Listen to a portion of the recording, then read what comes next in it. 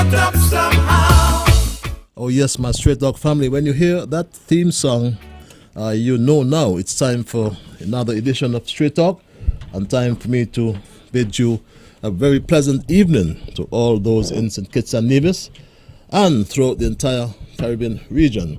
To my Straight Dog family in the Kittitian and Nevision diaspora, I say greetings to all who are logged on to zizonline.com, and as well we always simulcast with our brother station Sugar City FM St. Kitts.com as well. My dear brother Val, haven't connected us yet, but those of you who are on the World Wide Web, some of you are in Africa, some of you are in Europe, there are some of you in Asia, and there are a whole lot of you all over North America. So I can say good night. I'm at liberty to say good morning, and in some cases I can say good afternoon. But wherever you are, one of those greetings is applicable to you. And I know many of you have already considered that region to be your place of abode. Straight Talk is a public service program that facilitates and promotes free expression of all issues of national interest, be they legal, be they environmental, be they technological, social, economic, and or political issues. On Straight Talk, you do have a forum to express yourselves freely. Let's in the process continue to keep St. Kitts and Nevis as one of the freest countries in the entire world. On this program, we try to raise the level of national discourse. We try to raise the level of national consciousness by alerting our people to their rights, to their responsibilities, and certainly to their obligation. My name is Ian Patches Liburd, and I give Almighty God thanks for blessing me with yet another opportunity to join you in conversation on yet another occasion. And if you're first-timers, we always want to welcome you and trust and hope it won't be your last time. And, of course, Straight Talk is a participative program. By that I mean we include your calls, we include your emails, and if you're so minded to call, the numbers are 465-2555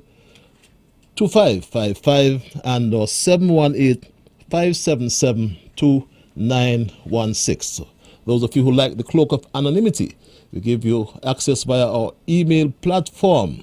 Some of you don't want to be heard, so you hide behind the keyboard, and you can do so via zizstraighttalk@gmail.com. That's zizstraighttalk@gmail.com. And as promised, we have in studio tonight for at least the first 45 minutes, let's say the first hour, we have a permanent secretary, indomitable permanent secretary in the Ministry of Education, Professor Vincent Hodge, and he's ably assisted here tonight by the Chief Education Officer, Dr. Debbie, I almost said Prophetess Isaac. Am I allowed to say that? Yes, and so we welcome you, your first time to Straight Talk, and we are going to discuss for this first hour. After this hour, we open the lines and we have a discussion, but for this moment, we want to discuss in particular the reopening of our schools here in the Federation, and we believe the formal closure was somewhere in July or before. Formal closure July. You get your mic up. Yes, I want to get your mic on. Yes, yeah. No, you want the mic? Get your mic. Talk in the mic. Oh. Yes, we had the formal closure. I'm sorry about that technical difficulty there. The formal closure, they had the close down in March, but the formal closure of the schools, I believe, was you said July. July. Mm-hmm. What have the children been doing since then, and the school generally? Well, technically they were on their summer break. Mm-hmm. I am certain that quite a few of them would have continued to do some schoolwork. Some parents insist that students do some work during the vacation. This year, it wasn't possible to organize camps as is customary. And so for those children who would have attended camps during the summer, I'm sure that those parents would have engaged them with perhaps reading, stories, and maybe looking at educational videos and educational programs on television. But technically, it was their summer break. And all the schools are going to be reopened come September? Yes, that's the plan. Dr. Isaac could speak to that when she presents. Okay, so before I get you, I'll have you to make a presentation, but just to, wet your feet, so to speak. How many schools are there in St. Kitts? We're speaking specifically to the St. Kitts, am I correct? Yes. Even though the plans are basically St. Kitts Nevis, with a few adjustments for the Nevis situation. We have 24 public-run schools, on St. Kitts. 6 of them are secondary schools, and 18, primary school, including our special education unit, which is the William Cotton Thomas Comprehensive School. Yes. In terms of private schools, we have about 5 or 6 private schools, primary, and 1 secondary. One fully fledged secondary, that is the ICCS. We also have Sky Academy that has a secondary component of that school, along with the St. Christopher Prep. They also have a secondary part to their school. Okay, tell us about the reopening. Let's go to the meat of the matter tonight. Who want to start? Your PS? I can start. Sure, yes. Certainly. It's your boy. Okay, first of all, I must say it's a pleasure being here with you tonight. I look at you via Facebook. Yeah. I mean, I don't upset you then. No, you don't. Okay. Well, it's rather informative, and I'm happy to be here. Likewise, I'm happy. And in the capacity that I'm here, and having my PS, Mr. Hodge, here with me, and to be speaking to something that we know persons are out there listening and wanting to know all that they can, right, thank you, all they can know about the reopening of schools. We know that on the onset of COVID-19, that after we learned about the 2 cases that we had in St. Kitts, that schools were immediately put on closure. And it was an extended closure until even July. But teachers, prior to that, we had them preparing the packages for the students as they would leave. But in terms of reopening of school, and that's why we are here, school will reopen on the 7th of September. That's where we'll have all our teachers going to the various schools, and we are having like a virtual opening. So they'll be there, but it will be virtual still. So they would be going on the 7th and the 8th to prepare for the return of the students on the 9th of September. Yeah. So the teachers would go in and making sure that the classrooms are ready and, to receive the students in on the 9th of September. Okay. Mm-hmm. So in the meantime, though, we are doing extensive training for teachers, principals, education officers. Just today, we had a training for our education officers and principals on the use of the MS Teams. It's a learning platform that the Ministry of Education and St. Kitts Nevis, we have established as a standardized learning management system. So persons needed to be trained to teach online using this modality. And we realize that our teachers, starting from tomorrow onto the 3rd of September, our teachers would be receiving training on MST, Microsoft Teams, for to teach students, they would have gotten some initial training prior, and what has happened is that we need more intensive training where they not just maneuver the platform, but they would know how to do the assignments, they would know how to share documents, they would know how to engage the students even more. So that's what we'll be doing more or less. But we had some other teachers who were like, they're called champions. We call them champions because they're going to be like our resource teachers who would be know more about the MS Teams, so they can be the ones in the school that will continue to assist the other teachers on the staff. So okay, you spoke to the LMS, right? And Yes. the MSC, is that? Yes, Microsoft Right, Teams. Teams, right? So is that suggesting there won't be that level of physical contact with the children or in the classes? Of course. There will be. Yes, they're coming back face to face Okay. from the 9th September. Okay. But we have to do that because we have like a blended approach. Okay. Because there are some schools, as I would speak to, that would be on shifts. Okay. All right? A shift Because system. because of the population in the school. So we definitely would have to have some of our schools going on shift. And we'll speak to that tonight as well. Okay. So you start on the 9th, actually, so you have physical. What about the protocols, the social distancing protocols? Because that brings to focus the class sizes, for example.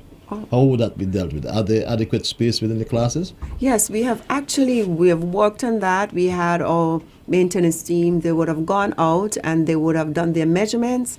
And so we know the spacing within the classroom and the amount of students that would be hosted in a classroom. Okay. So all those things were worked out already. And that is why we know that there are some schools, according to the population, according to the class sizes, that they definitely would have to go on shift. But there are others who will absorb all the students coming at the same time. Oh, the parents, how are the parents in terms of their support or lack thereof, or how are they feeling in terms of their children going back to school? Any resistance? Are they happy? What's the reaction of the parents? You must have been in contact with the parents. Well, at this time, principals are arranging the parent-teachers meetings. We are hearing the announcements on the radios, the radio stations. They were instructed by the Ministry of Education to convene these meetings by the 4th of September. From interacting with some parents, they are the majority, well, at least those who spoke with us, they are happy for the children to return to school. They wanted these students to go back to school since March. Yeah. So I'm sure you would have one or two parents who would be genuinely concerned. But I believe that the vast majority of the parents are looking forward to the students returning to school.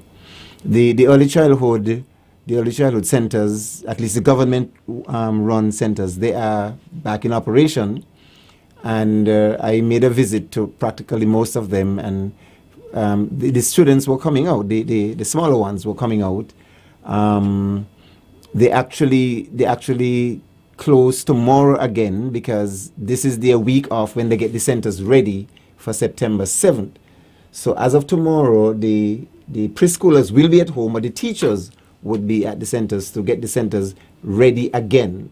I mean, some of them did a fantastic job in getting ready for the reopening after the COVID closure, but they normally do the cosmetic stuff around this time for the new school year. But parents generally want the children to be back in school. I would imagine so, especially those who are working. Okay. Yes. Right. Yep.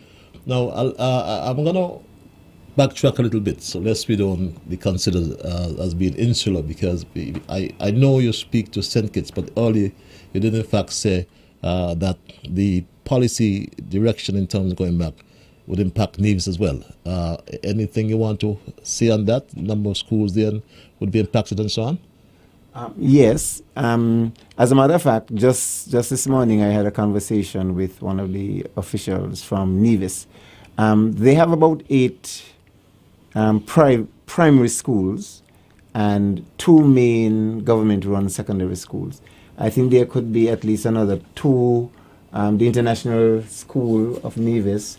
There could be another 2 secondary schools on Nevis, along with the 8 government-run primary. And I'm sure they have a number of, well, the early childhood centers, the majority of them are actually private run. And so they did not open back after COVID closure either. They normally have their centers closed during the summertime. But a number of our meetings when we were developing the document, which we would reference later, a number of the meetings we had participation both from St. Kitts and Nevis. We have the PS Barrett in Nevis, my counterpart. We have what we call the principal education officer, who would be a counterpart to Dr. Isaac, and there's another senior officer who participated in these meetings when we were discussing the guidelines. Their students are going back on a phased approach. That's one of the differences that is happening on Nevis. So they would not have all of these students coming on Wednesday. They are taking the younger students first, and the other students would come on the second day.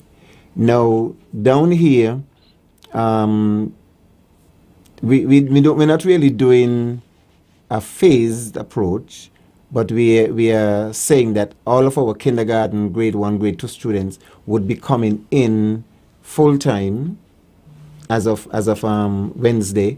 However, on Wednesday, the shift system starts, and so those students who will be coming in the morning, only those will be coming out at 8:25, and then the afternoon shift would report later in the day. I think it's 11:30 they should get to their schools, 11:30, 11:45. So explain the shift system, the time and so on. Okay, so it's varying according to the school's plan. The secondary schools in particular were asked to put their proposal in place with some guidelines from the ministry. The 2 schools that have established they're doing a shift system at the Basti High School and the Washington Archibald High School, and essentially it's because the numbers are the largest. So the schools have worked out their, as we say, work out their maths.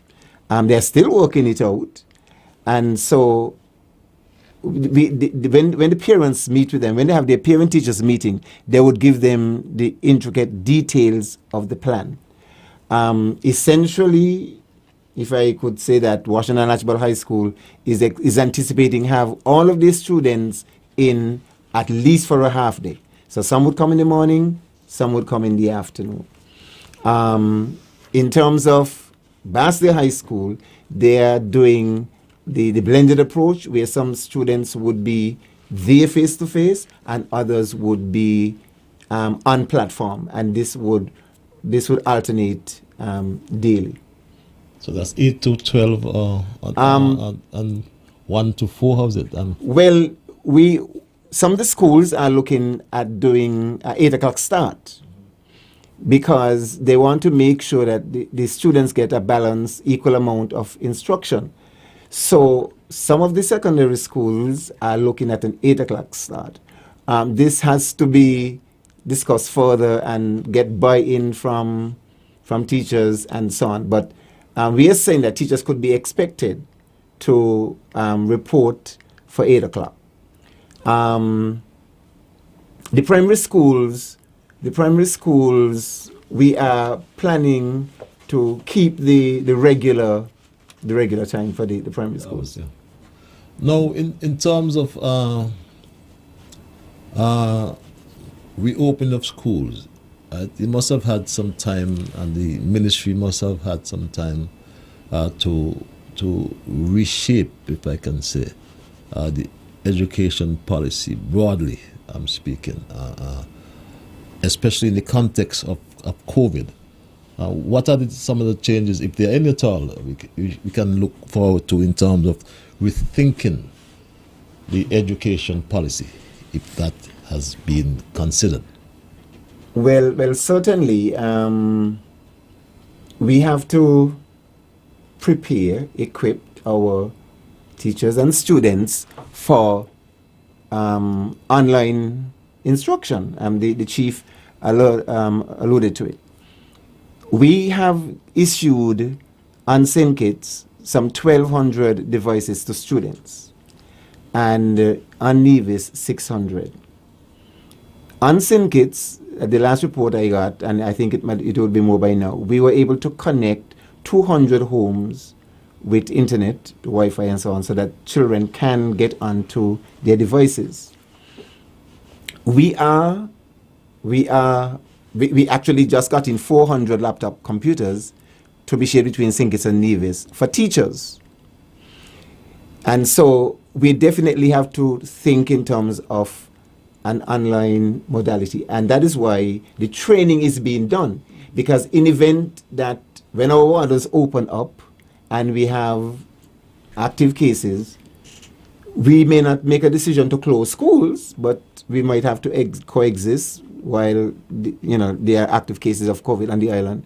And so at that point in time, we are hoping that we can switch over, well, I would say aiming for 100% access in terms of online instruction. Hence the training. Some teachers got some training early in the year. Well, all teachers got some training, those who were able to get into the system. And so some of this training was repeated and some additional stuff. And not only teachers, but principals and education officers and so on are receiving training to enable our teachers to teach online. If I may add here to, prior to us establishing the MS Teams as our standardized learning platform, teachers were using their own initiatives, and they were actually engaging students via Zoom. Some of them, they were working nonstop via Zoom. Some chose Google Classroom, different platforms. But it's just that we, in the Ministry of Education and Federation, we wanted to have something standardized. And that is why, and we have, from what we have gathered, is that the Microsoft team would really lend itself more, even more than Zoom, to having a real interactive session with students, getting them with their assignments, getting them to engage more in a teaching learning environment, even more than those other platforms that teachers were using prior. And we are realizing the more that we get into MS Teams, it's rather exciting because we can dial, we can call persons from off of the MS Teams, we can engage them just like Zoom on meetings. We have the various icons that we can have and recording of for example, a teacher can have a lesson, and if some of the students were not there, they can have it recorded and for later use. So it takes the attendance, for example. Very much so. So if our teachers don't log into the training, we know who don't log in. If they step out for 5 minutes and then come back in, that is recorded. So we are collecting that data because this is something that we are paying attention to ensure that teachers receive the requisite training. And to realizing that going forward, we are not going to go back to the chalk and talk again. We have to continue, because more and more we are realizing that the students that we're catering to, they are called the digital natives. They have been born into the era of technology. They know it. It's just like even a young child can take up a phone. You know, my little grandson, he knows the apps for the YouTube, and he goes on it straight to it, and he knows what he wants to see. And if there's something coming out on the WhatsApp, he just pushes it away.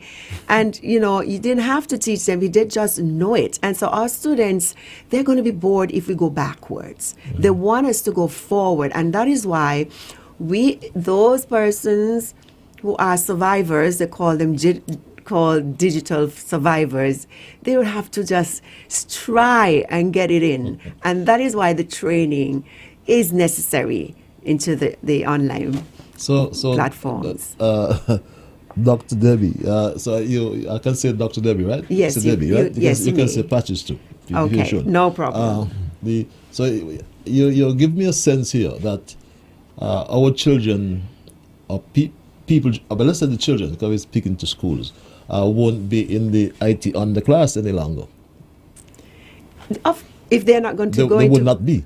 in There will IT, be the IT middle class, upper class. Yeah. And that's good. It's good, right? very much so. Yes. Yeah. Very much so. In terms of, you were saying But something? in terms of policy, you mentioned the word policy. Let's come back to that. Right. Okay, the minister launched a document today, which is called Government of St. Kitts and Nevis, Ministry of Education, Guidelines for the Reopening of Primary and Secondary Schools for the school year 2020-21. And this is essentially a policy document. It's a framework for our schools to operate within during the pandemic. And so it lays out the structure of the academic year in terms of narrowing, in terms of limiting the disruption of instruction with a heavy emphasis on instruction and teachers teaching all the way down to the end of the term with a specified period for preparing their records and then report card distribution and stuff like that. So we've actually prescribed some of those things. We are saying that we are not holding any major fundraiser to interrupt the flow of instruction. In terms of the second term, we are saying that no sports day. The situation might very well change. So once the prevailing situation changes, then we might allow some of these things to happen. So we are actually prescribing all the various events and activities that we want schools, teachers to be engaged in during the upcoming school year. Things like primary school students would not be allowed to leave the premises for lunch, but need to partake of the school meals, and if they don't wish to go that route, then they can bring their packed lunches and so on. So these are some of the things that are spelled out in the document. The document is now becoming a public document. It would be, if it is not yet posted on our website, it will be posted on our website. So parents in particular would be encouraged to access this document, to read it, to get familiar with what the requirements are. It also spells out the role for principals, guidance counselors, teachers, parents, students, and that type of information the public would really need to access, especially parents. And so we would be pointing them in that direction. It also has the health and safety protocols in line with what the COVID task force is recommended. We have had meetings with the task force before, and we have another one scheduled for Thursday next week when they would give sanction to the things that are in the document, the guidelines that are in the document. What are some of the specific measures in terms of your policy that would protect the students, the teachers, and the communities? Okay, so there are health screenings to take place at mornings with students. Well, everybody who is coming through, their temperature would be checked, and we are encouraging persons to point the thermometer at the risk area as against up here, and we are warned that the infrared or the Not to your eyes. they're saying that can damage some yes. So they're encouraging that we use this area that gives a better reading. It is said if persons have high temperature that exceeds 100.4 degrees Fahrenheit, they would not be allowed to come in. They would be asked to sit on the outside, wait while we get the appearance, and so on. In fact, we are hoping that parents who can wait to see their children go through the screening line, that would be encouraged. So it's all students and teachers coming through would be screened. We encourage principals to allocate a space on their compound called a sick bay, a designated area for students or teachers who may develop the symptoms, flu-like symptoms and so on, as well as those who may feel sick after they have actually been admitted to school. And we'll keep them there and seek medical attention and so on. We have put in some schools already some sanitizers, dispensers for the hand sanitizers. We have provided, well, they should be getting their stuff this week, the schools with the some sanitizers and so on. We are in the process of purchasing some zinc with some financial assistance from UNICEF to establish some hand washing stations. Now, these are not going to be ready for September, but they're coming, some hand washing stations. So there's quite a bit of emphasis on the health protocols to ensure that the environment is sterile, So those are some of the things that would be in place to ensure the safety. We are saying that parents should only come to the school by appointment if they really have to. We don't want a heavy traffic between the public and the school and so on. We are also encouraging, cleaners have to clean the spaces more frequently, especially some of the highly touched surfaces. So a lot more staff is going to be required. We are working with Cabinet to assist us in getting some more staff as well as the STEP project and so on. So you are in closer contact with the schools and the teachers in particular, Chief Education Officer. So are you comfortable? Are you comfortable that the measures are in place or would be in place to minimize or to the COVID spread? Are you comfortable that we've had enough consultation with the teachers, in particular with the shift system? Have an experience before as it relates to the shift system. Are you comfortable that we've had enough consultation?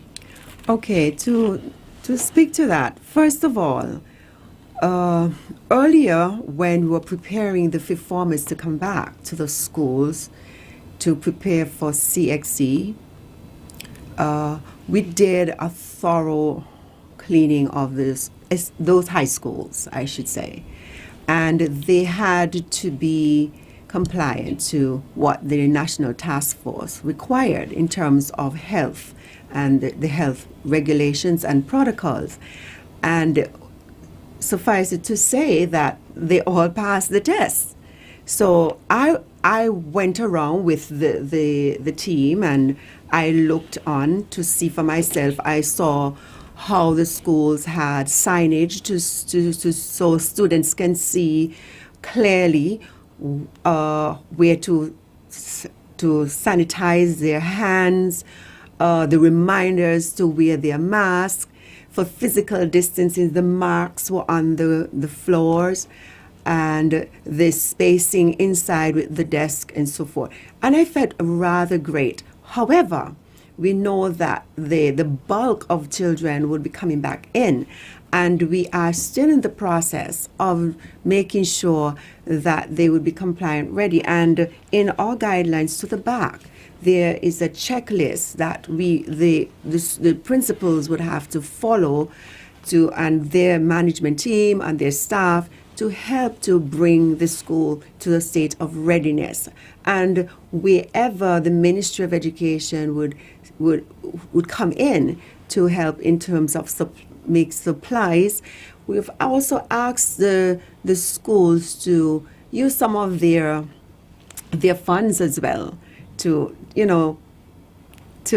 buy certain things that they would need. But really we are seeking to assist as much as possible. But it is all new to us all. In terms of the consultation, though, and specific to the shift system, because that will impact the teachers in particular. Am I correct? Right. Have they been consulted on that? No? I would. The head teachers were having meetings on Zoom. Okay. Right. Okay. So we would expect that they would have engaged them in that. Yes, they had their management teams were the ones who were pulling the documents together, but we were told that they were having meetings on Zoom to get their Yes. feedback from the teachers. Right. There would still be, it is, as I said, it's something new for us all. Yes. And so some persons, they may not like the idea, but I find what happens to our teachers, they seek to adapt quickly. They try very hard. Sometimes we don't give them all that they should really get the commendation that they should get, but they really do work very hard, the majority of them. And so having this, I can see that they're seeking to help their school, because it's like they don't want their school to be behind. They don't want their schools to be the ones that are not ready.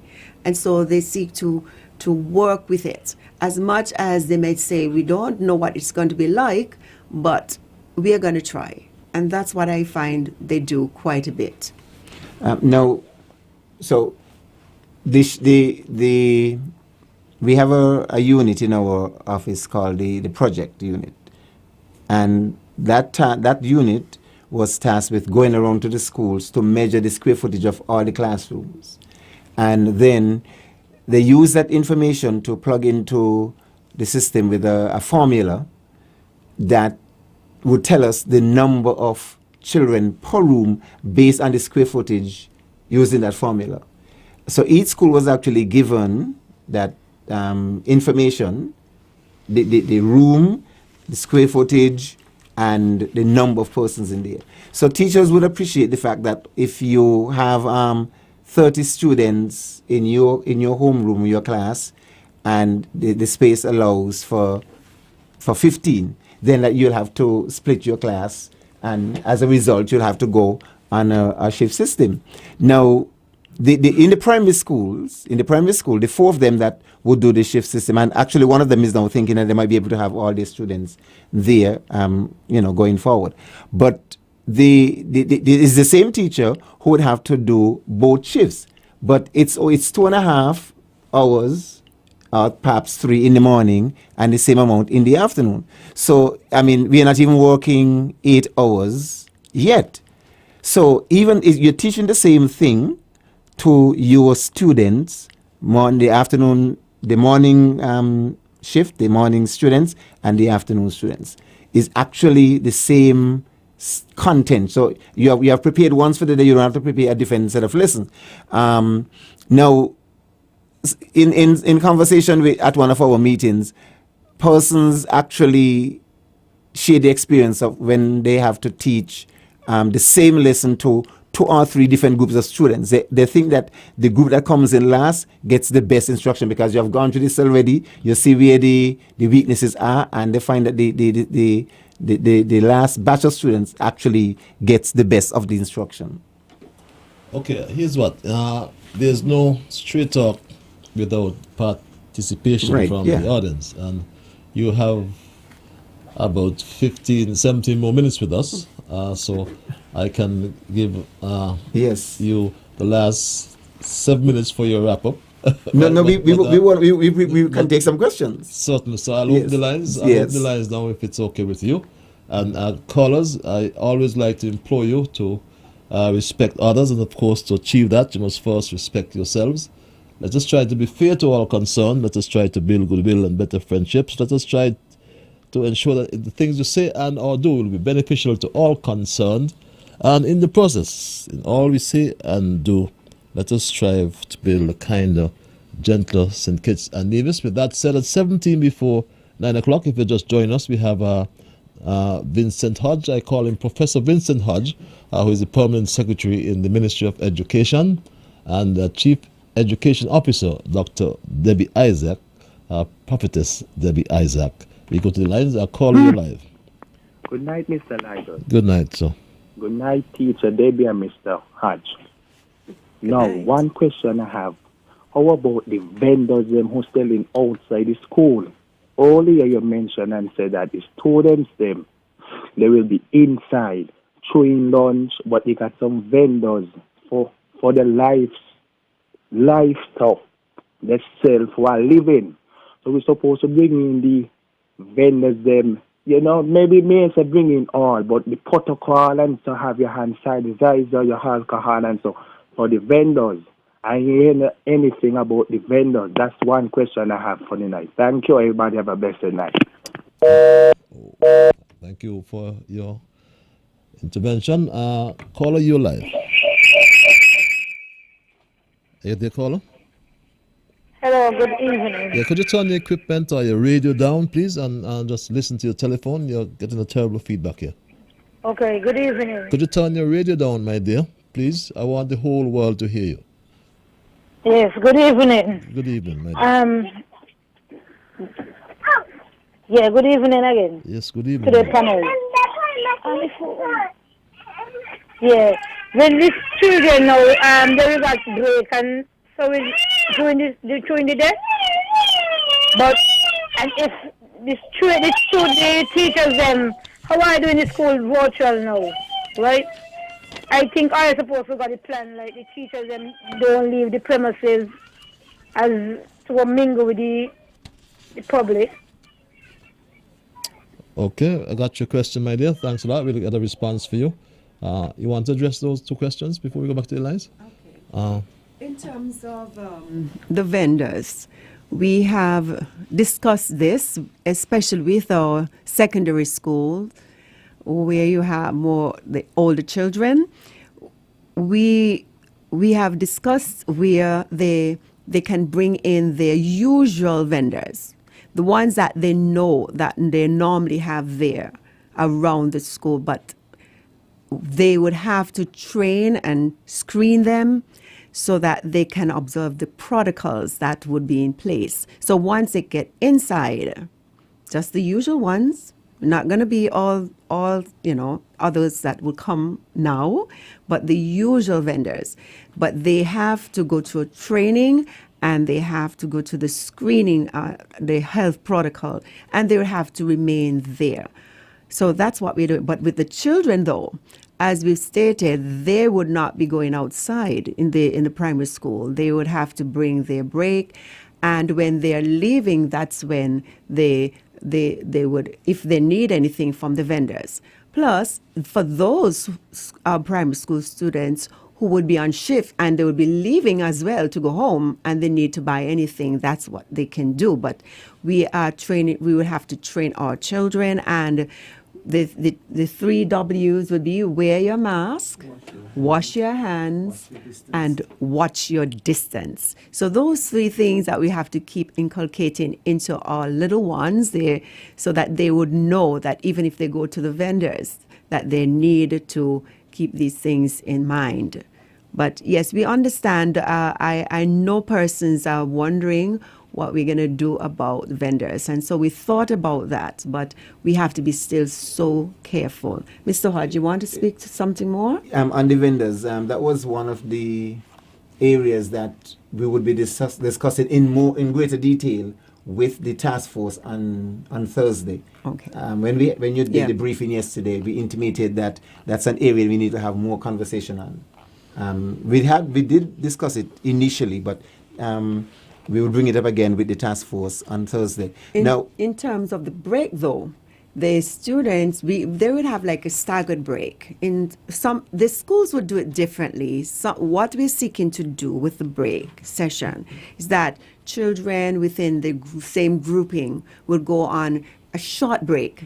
So it's not going to be the long break anymore, because you want the children to stay within those within their classes. All right, so we'll have, say, grade 1, they will go out at little 5 minutes, they take the bathroom, they used to get the water and their snacks, even if they have to go back into the room, into their classrooms, because others would have to come out. But it's not everyone coming out at the same time. So that's how it's going to be for the break, just so that we know that they'll be safe. And that is one of the things that the task force is pushing, that students need to stay with their groups, So God forbid that there is, a breakout, there's a case that you know exactly which group to focus on in terms of the tracing.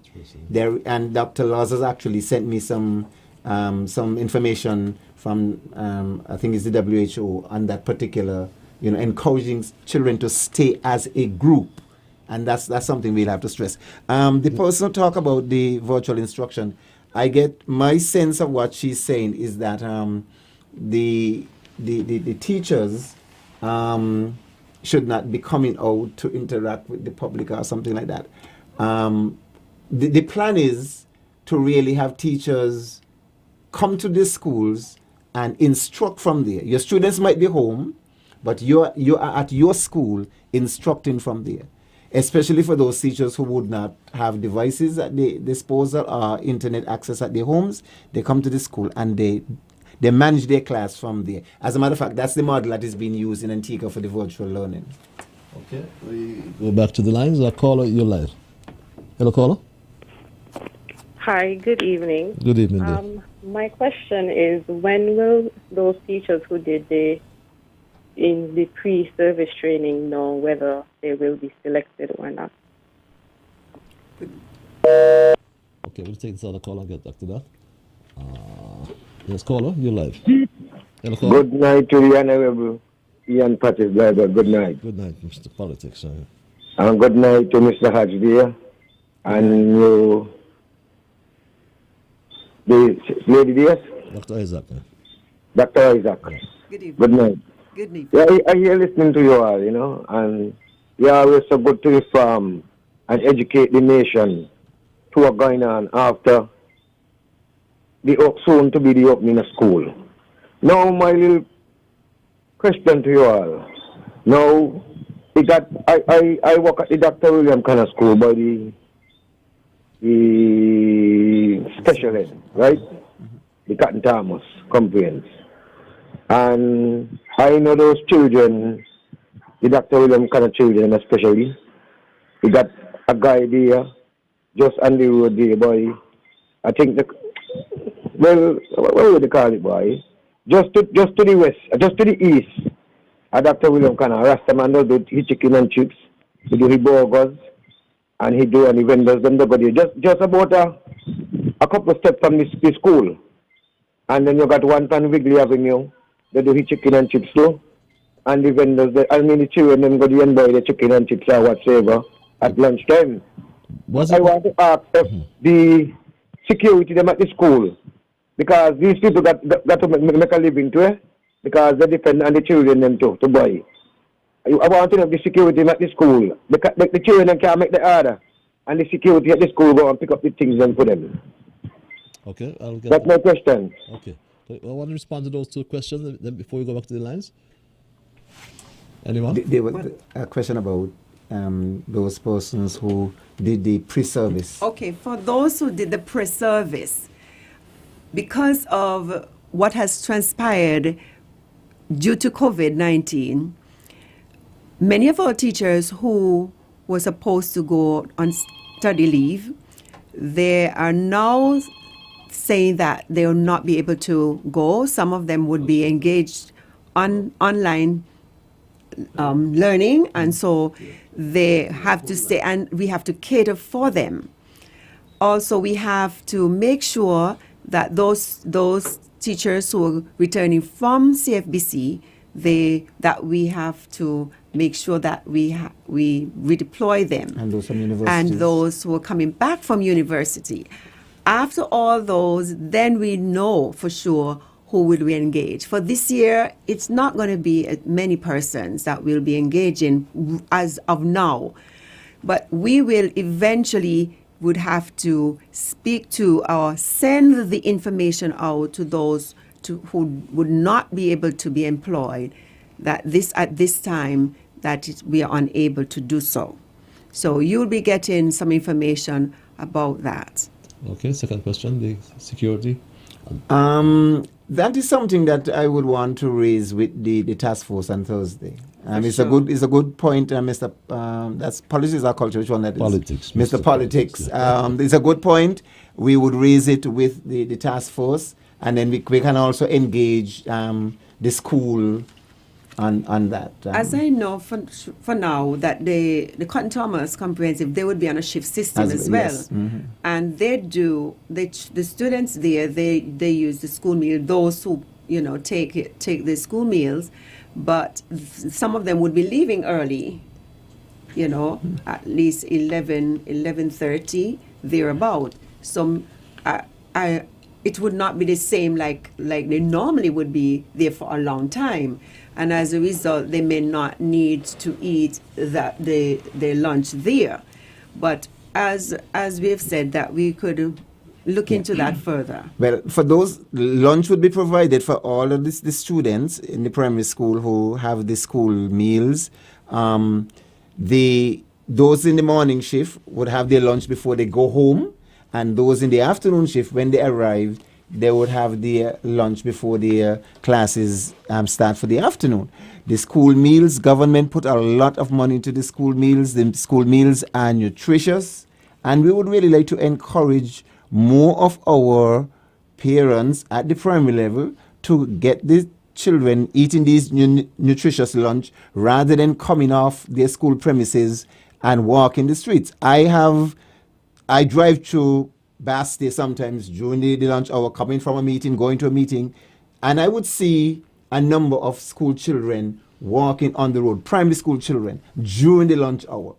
I understand that some of them do go home for their lunch. This is not a situation that is usual or normal, so we don't really want to encourage persons. Well, we have already said that persons from the primary school would not be allowed to leave the premises except it's in a case of emergency. So we would really like to encourage packed lunches, but if something can be worked out with persons who come to the school as vendors and the school can accommodate them, following the protocol and so on, as a secondary school are encouraged to do, then it is something that the schools can determine if they want to pursue that. But this is a dangerous time to have our children just wandering without supervision and guidance. That's true. I think before we leave or wrap up, we need to speak to the buses and the use of the school buses. That the bus drivers, they are asking that parents ensure that the children, for the first trip in the morning, that they get to the bus stops for 7:15. That would help for if there needs to be other additional trips. So we are asking parents that you would assist students, help your child or ward to get ready on time because of how these things have changed right now. But the conductors on the buses, they'll be asking students to line up. They would have their hands sanitized. They'll have to ensure that they have on their mask and keep their mask on to the duration of their journey until they get into the school. Even at the school, for entry, they must wear their mask. And the parents make sure that the mask that students would be wearing, that they would be students appropriate mask, that they would not be wearing masks that have suggestive things on them, images that would create the wrong message. So we just want to put that out there, that we want our parents to really think about this seriously and make sure, just like their books in their bags, that they will have their mask in their bags every day. No, I know you're just about to leave. The lines are going. I have a few messages here. This message reads, I will get it up. Good night, Ambassador, and pleasant good night to your guests in the studio as well. Are you or any of your guests able to provide an update on the status of the eagerly anticipated and much needed new Basti High School? Do you want to address that one, if you can? Anyone? Yes? The Basti High School is coming. Is definitely coming. We are at the stage where, the contracts have been signed and so on.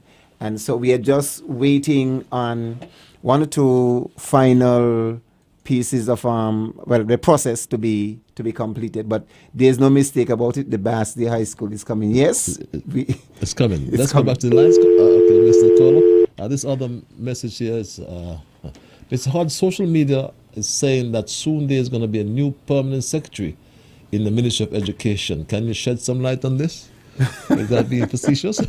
That is being facetious. I am the permanent secretary. Incidentally, yesterday made 4 years. 4 years. Since I walked into that office. Congratulations. I arrived on St. Kitts on the 25th, and the morning of the 26th, I was in office. Okay, I'll take two more calls, a few more calls, and have you leave on your app. Caller, you're live. Hello, caller. Hello? Yes, you're live. Good night to everyone. Good night. Mr. Hans, this question is for you. As you know, the early childhood unit, some of them have been open, and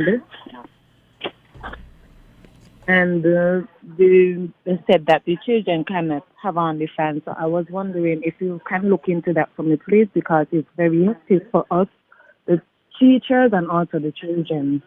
Thank you. Okay. Caller, you're live. Okay, you want to address that quickly then? Yes, as a matter of fact, this has been coming up.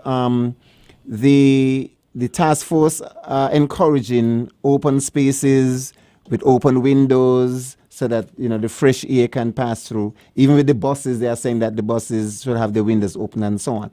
So during the day when it gets really hot, they would actually have to use their fans and their AC, but not to keep it running for the entire day. They'll probably just have to, regulate it. Just as you can keep your mask on for the entire day. At certain times, I have to take my mask off. So it is something that has come up, and we would encourage the supervisors at the various daycare centers to regulate this. The students are encouraged to have more outdoor activities. You can do the same activities outdoors as against keeping them inside the building. This is really the hot time, but in a couple of weeks, it's going to cool down, quite a bit. Okay, we go back to the lines. Caller, you're live. Hello, caller. Yeah, I just, Patrick, the public was putting my question for me. I just want, if they're saying the nation you have a radio. nothing is said about Nevis, and that's my concern. I'm petition, but one of my Nevis friends saying, imagine these top officials and nothing at all is mentioned about Nevis. So if you could just bring in that. They didn't in fact speak about Nevis, but I'll have them respond to that anyway. Anyone want to respond to that? How it works? Nevis? Yeah. The situation. I actually had a conversation with the PEO this morning. We talked about some of the plans in St. Kitts and in Nevis. It's the same. Essentially, it's the same guidelines that we are following. However, in terms of the division students, they go back on a phased approach. Instead of having all of these students come in on the first day, the younger ones, I was told, would come in first, and then the other students would come in. We discuss all the time. We have meetings together to decide which direction we are going. So our situation, even here in St. Kitts, we have to allow for the each school to be flexible in terms of its own situation within the overall guidelines. But we are satisfied that there is enough communication between the Ministry of Education in Nevis and the public over there, as well as down here and the public. But there's a collaboration. But do you have authority in Nevis? I think that's what I need to get out. If it is, no, Nevis has a permanent secretary that is responsible for education in Nevis. If it is something of a federal nature, then that comes under my purview. Example? If we have to decide on a delegation to travel overseas to represent the federation, okay, that decision is made in consultation with my colleague. Okay. Yes. Okay, I see you packing up to go, Dr. Debbie. Perhaps, and we did say you'll be here for just the first hour, so I'll stick to our commitment unless you say otherwise, and perhaps give you a final wrap. Is that you? Yeah, go ahead and do your wrap, and then I will do mine. Yeah. Did I read you right? No. I'm not trying to throw you out. I'm not trying to throw you out, but No. Here's what. Let's take this call before you Okay, leave. I'll call you live. Hello, good night. Good night, my dear. Yes, I'm calling on a concern concerning the children at. Hello? You have a radio. Yes. You have a radio distracting you. Could you turn it off or turn Okay. it down? I'm over away. Please, yes, thank you.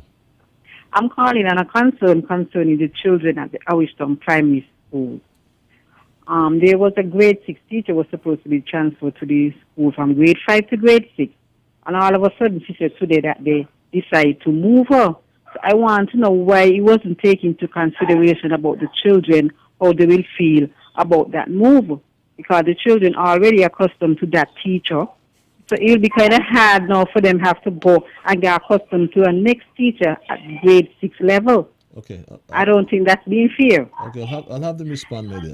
Any response? right. Thanks for your intervention. Caller, any response to that, quickly? Actually, every year we have Rotation? Yes, we do. We do have transfers. Okay. We have to see where we have the teacher that would fit for the particular grade, and so.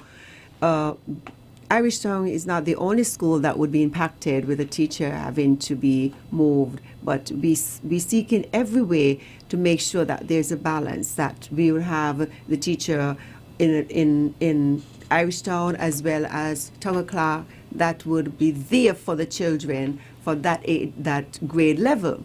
So it's just today that we were bringing in many of our teachers who will be transferred to different schools.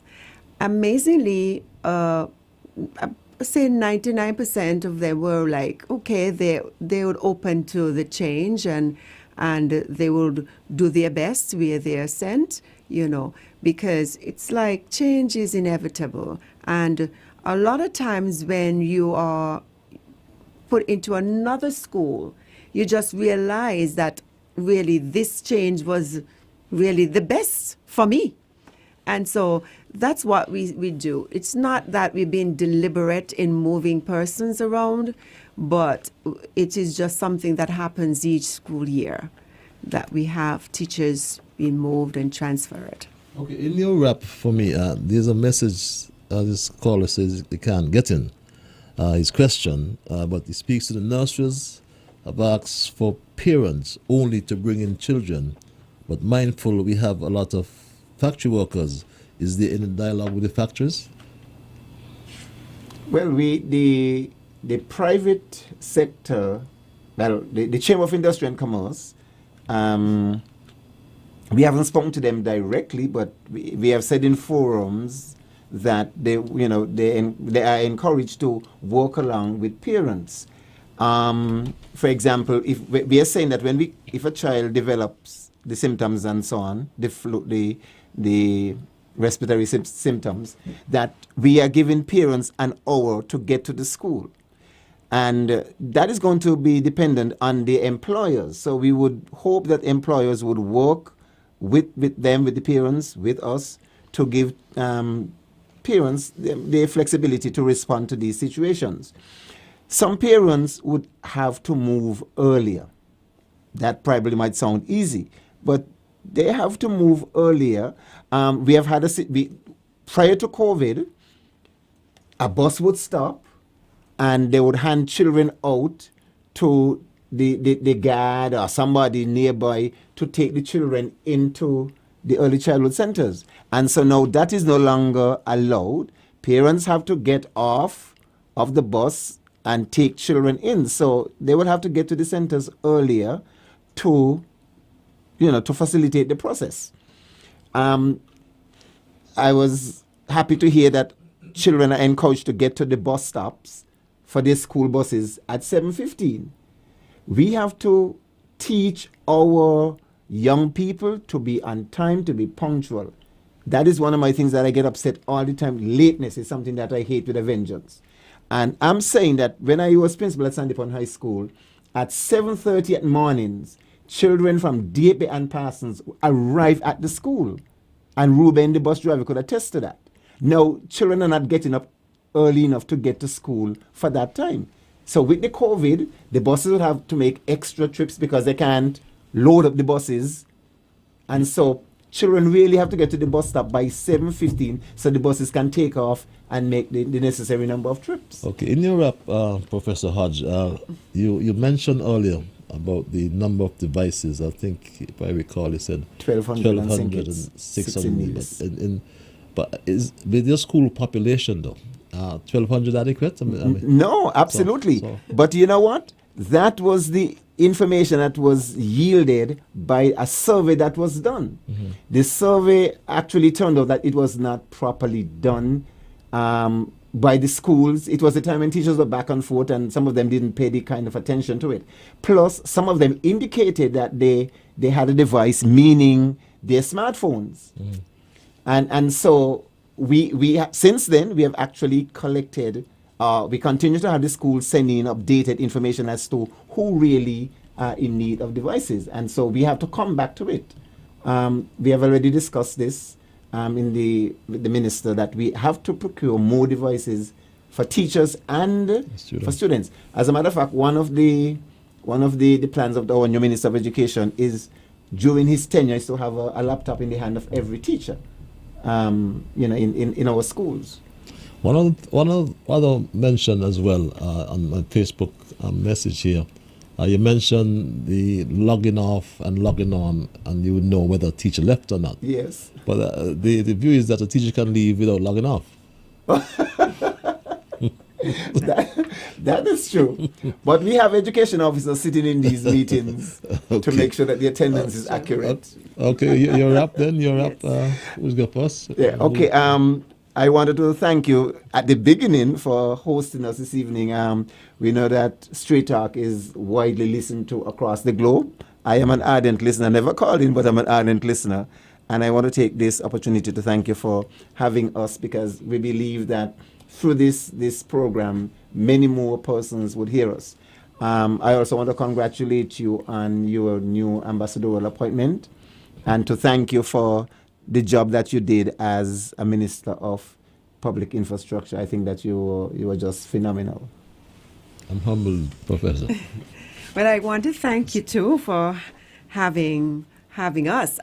This is my first time here. As I said, I've listened to you just like PS would have said, and I really tip my hat to you, because you have a lot of energy and you have a lot of patience, and I really appreciate the way that you engage the public. So thank you for having us, because we know that our teachers, our parents, the stakeholders on a whole, they need to know what's happening. We do a lot. We do a lot in education. We work very hard, but sometimes we don't get a chance to voice, what we're doing and let everybody know what we're doing. But we realize that this is the time. Persons are saying, we want to hear, we want to know what's happening. And so coming tonight, it was really very, we thank you for having us. Definitely, we thank you for having us. And thank you for gracing Straight Talk with your presence. We hope it won't be your last time, and always feel free to. I'm just a telephone call away. We'll provide you or facilitate you, because it's part of Straight Talk. That's what the program is all about. And for those of you who just joined us, I'm afraid you've missed the Professor and Permanent Secretary from the Ministry of Education, Professor Vincent Hodge, and Dr. Prophetess Debbie Isaac, the Chief Education Officer. And there was an oversight. We didn't even have a prayer, but thank you. God is good, right? Yes. And we wish you well in your endeavors for the new school term. And we trust and hope that all will be safe and all will remain healthy, teachers, students, and parents. Thank you very much. Thank you too. My Straight Talk family, Yes. My Straight Talk family, we are going to continue the program. We have 45 minutes left on the program, and perhaps I'll just leave this 45 minutes for you. You make any comments, any questions you want to ask, and I'm certain you'll have them answers. And I did not omit it as well, because we wanted to go into the program. We had a very tight on time, as it relates to our guests we had tonight in terms of the reopening of school. But I also want to take some time out to convey sincere condolences on the passing of the Bad Boy King. And we may want to say something about the Bad Boy King as well, and any other issue you may want to raise. I'll open the lines after this tribute to the Bad Boy King, my Straight Dog family.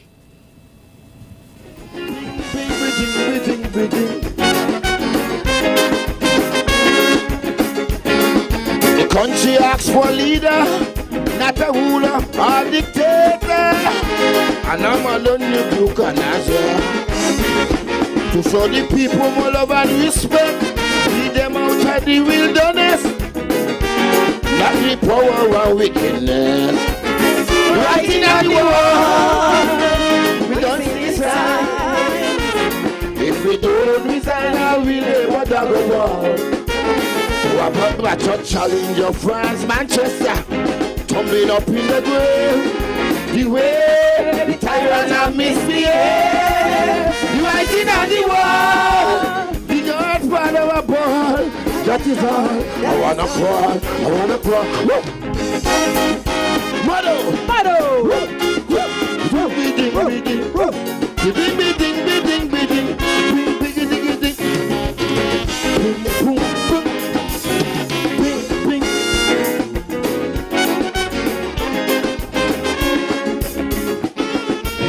A lump sum of money, he say it belongs to your picnic. It was sounding very fishy. And then he back up the Buchanan's project. He give plenty million to contact. Now we kissing up the IMF. Writing on the wall, we don't see the sign. If we don't resign, I will labor that go ball.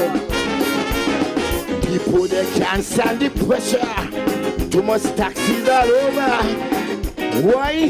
They treat like labor. You right in the wall.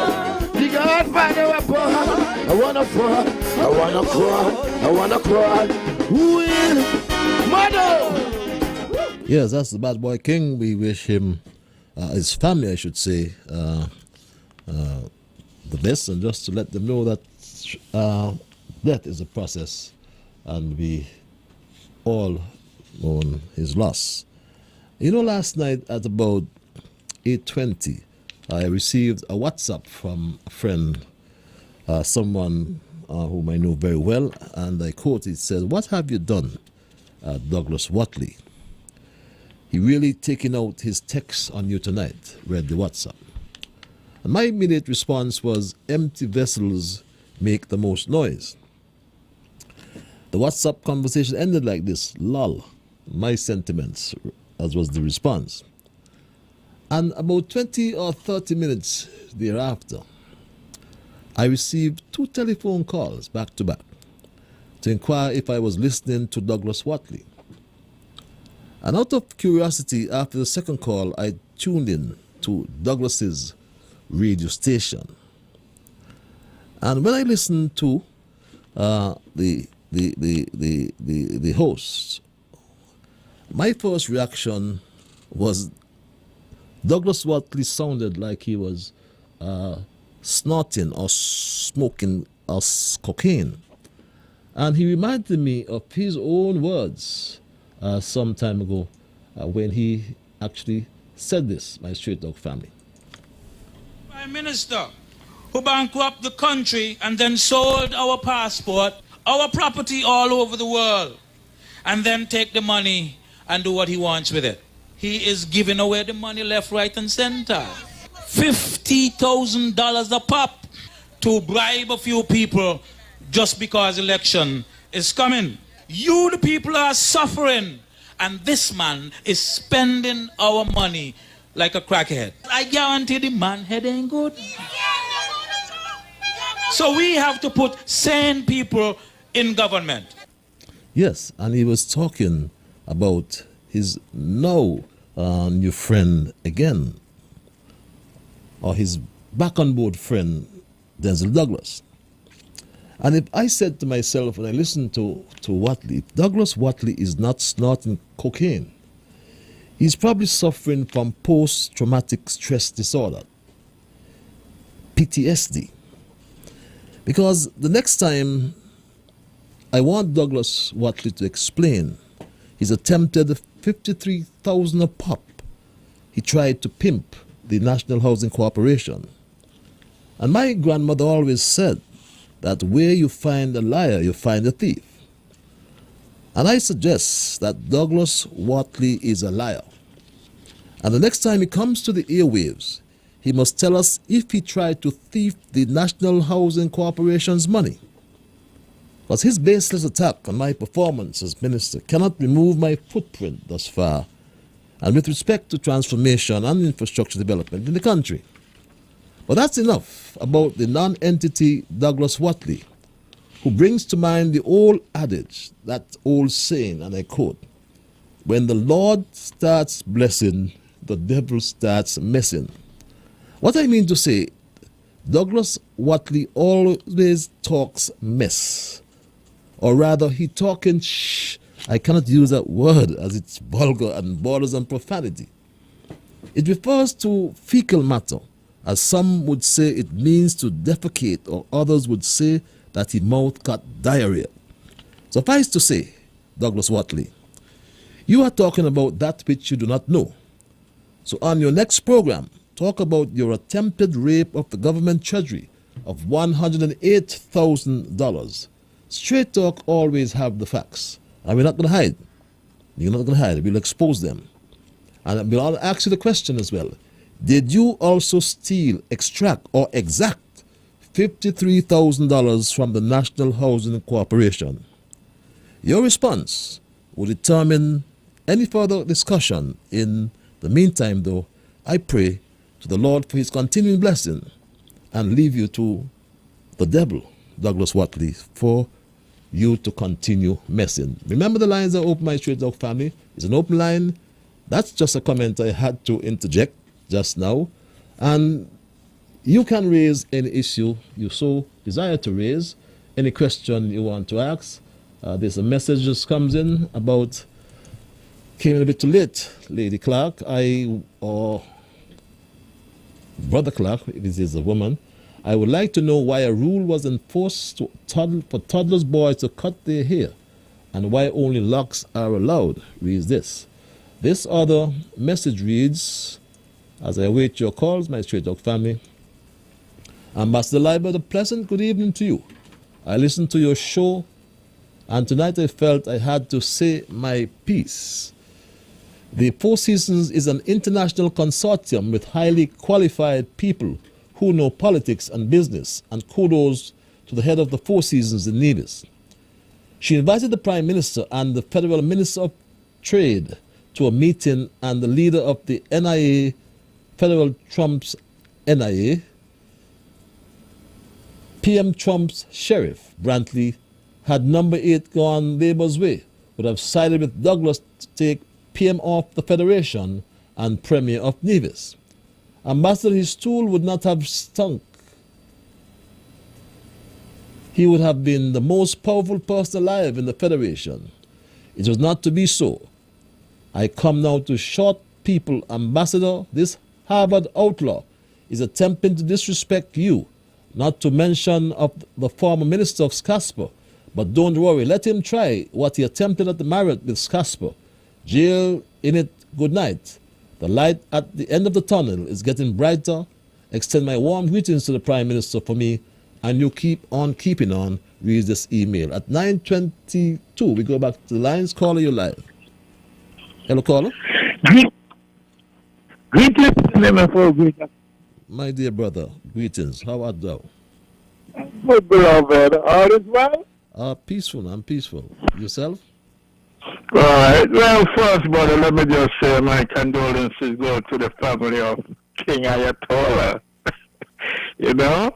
And the brother, he bring down some good song, man, some good Kaisos and everything, man. You know? He was one of the Kaisonians that I really loved, you know. And he, man, when he come on the stage and so, brother could have walked the stage, man. Good, brother. I mean, whatsoever else, brother, you know, the brother tone and everything, and, you know, make some good things of his life, so we just got to, you know, give him his kudos and his props and everything, man, and pay tribute to the brother. So, again, my condolences go to his family. No, brother, let me say, I was listening to P.S. Sergeant, Dr. Isaac, you know. I don't really know much about Dr. Isaac, but Mr. Hadj, I know. He's a good educator and a good disciplinarian, man. I hear some new friends talk. I don't know him personally. I heard a younger one spoke from Vietnam, so spoke about him, you know, when they was going to Sandy Point High School when he was the principal there. But the protocol so far, from what I heard, good. But you will see, the only thing I have a little concern from what they mentioned is the temperature, because, my brother, you could have 100-degree temperature. I mean, St. Kitts and Nevis hot places. Could be walking to school, that could elevate your thing and so. I would like to, I don't know if you think 100 temperature, they're going to put you there for maybe 5 minutes, 2 minutes, water, and then take it again. They didn't, you know, clarify that, so I like to get that going. So, hear about that. But next thing, I know I got about 30 seconds more. But you know, this COVID thing, brother, we all know, even when the borders are opening, brother, those ships and the jets won't be coming in like before. So, brother, our people, man, we got to be innovative. And our people are some very innovative people, and we got to do that more than ever, beloved brother. We must trade among ourselves, especially financially poor African people, brother. Buy from, you know, poor people, first and foremost, beloved brother. And then you could go to all those rich businesses and so, but we must trade among our people. And, brother, we must do, you know about the blue economy and everything. We got to accelerate, brother. Put agricultural production, man. Must do that. And then the government is doing, you know what they can, but they need to accelerate that too, brother. Need to accelerate that. You know, I'm a vegan, but I am not everybody, and everybody and me. Some people gonna eat fish, some people gonna eat beef and other things. So, brother, the seeds are there. Your young brothers and sisters to the extent could utilize that too, brother. Man, no livestock and everything, brother. Count what the monkeys here, people still don't eat that. But they could use it as dog food, dehydrate the monkeys, use it as dog food, brother. We must look within, brother, and stop this dependency, total dependency, and outside, beloved brother. Because no one knows when this COVID thing gonna end, and when it's gonna slow roll down, brother. So we must do it from within and ourselves, brother. Thanks again for hearing me. Pan-Africanism and Paris. Have a great weekend, you and the entire Federation. One love, my beloved brother. Continue to listen. Yes, my dear brother. One love. We go back to the lines. Our caller missed that call. Well, in the event you have just joined me, we had on board tonight officials from the Ministry of Education, the PS and CEO, respectively. But we go back to the lines now. We are open. Call your line. Good night.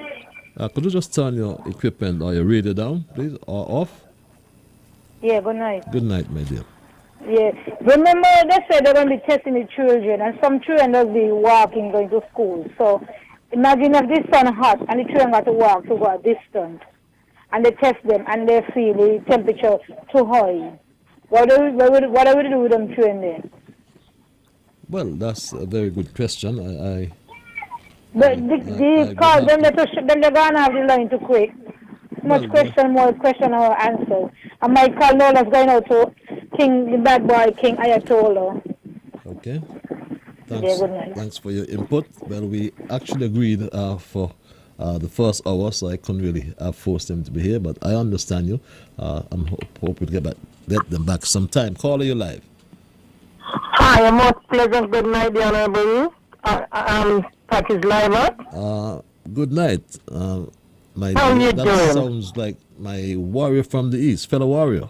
Okay, first let me say good night to the Prime Minister and to his cabinet and to the Federation of St. Kilda and Nevis. You all keep up the good job. But my question tonight is that, Patrick, do you all have any organization in St. Kitts that helps anyone with AA?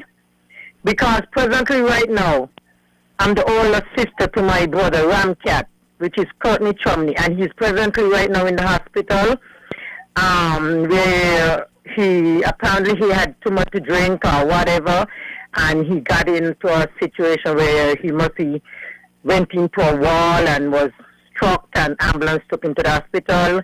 When he found himself on the ward, apparently when he got out of his sleep, he was going on bad, and they have him in psyche ward right now. I got a news, and I sent to look for him to find out the situation. I discussed it with my other brother by father's side in New York, and he asked me to get in touch with somebody in St. Kitts to find out if you all have any AA classes that we can help our brother to attend, so he can beat that thing. What? And well, let me say my condolences goes out to Ayatollah family. Okay, so before you go though, I would like to know.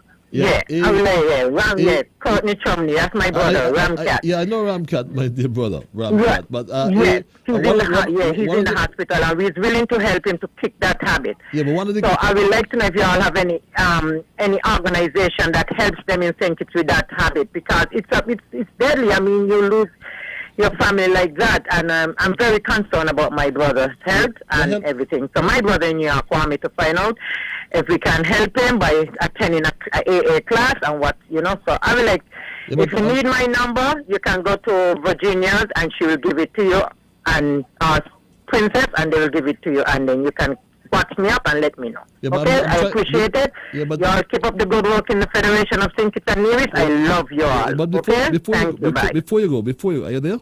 Yeah, I'm here. I know one of the A's is for alcohol. What's the other A for?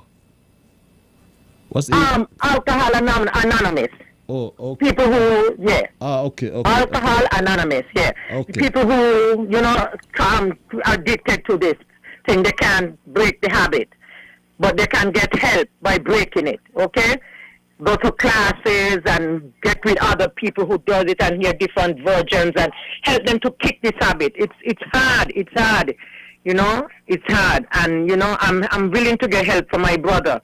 So I would like you to please, you can get my number from my Chileka sister to me, Virginia, and you can watch me up and you can help me, so I can help my brother.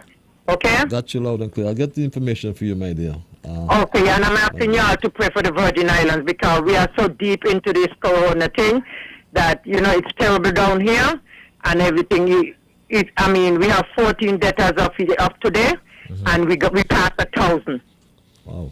So please pray for us, okay? Okay, we certainly will. And God bless the Federation of St. Kitts and Nevis. You all stay safe. Continue doing the good job you all doing. Thank you very much. Sad to hear about my dear brother, Ramcat, but we'll see what assistance we can get for him. At 28 before the 10 o'clock hour, calling. Let's take this other call. What's happening to these phones?